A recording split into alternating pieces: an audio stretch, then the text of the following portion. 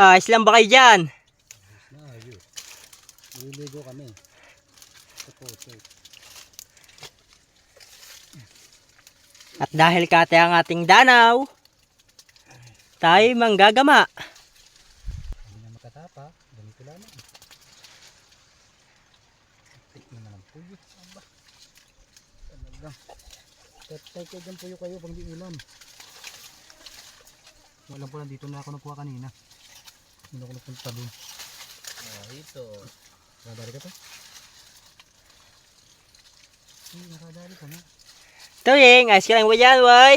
Siyali ng putik. Hindi ko napakan. Hindi ko makikita. Ayun, nasa ilalim kami ng tikiwa, no? Ganito lang buhay namin dito guys. Itsura ko.